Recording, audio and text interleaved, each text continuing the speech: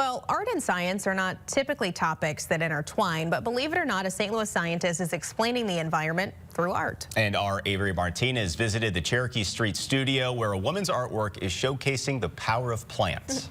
Because we all live here, and you can't eat money. Most of us think of art and science as two different worlds, but not Devin Ruppel. She's a local scientist who's turned her field work into artwork. It started with her collecting flowers for work at the Missouri Botanical Garden. And then we pressed them for herbarium specimens. But Devin felt they could go a step further. It could be art. I want to make it pretty. I want to make these do beautiful shapes, and I want people to get inspired by it, and I want people to get excited about plants. Which is how her art took off and got her connected to Climb Arts, an international group helping artists explain environmental problems through art. To make it more accessible, the story has to make a message. It cannot be a block message. The key here is to have enough of an entertaining element to draw the audience in. And include scientific evidence that is accurate. That's the recipe. It all goes hand in hand. It's all tied together. It's all an artistic ecology, if you would.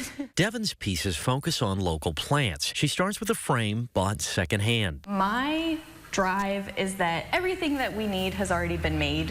We do not need to be manufacturing more things. I primarily work with any plants that I can collect ethically. And she hopes these art pieces will bring peace and connection. And the more that you can start to kind of piece that together and you can find fascination with nature, the more excited you get about it. Because nature does more than add beauty. Native plants also aid in stormwater management. So all of this flooding, native plants are a piece of that puzzle. You don't even have to worry about putting the plants in yourself. I'll do it. You can call me, I will come, I'll dig a hole in your yard and I'll put a native plant in there and watch those plants and see who visits. Because it's going to be bugs, and those bugs are fun. She sold some pieces and finds it hard to believe people love flowers, but not bugs. And I want to, take it back and be like, no, you can't love the flowers if you don't love the bugs that pollinate them. And that conversation is exactly what Climb Arts hopes for.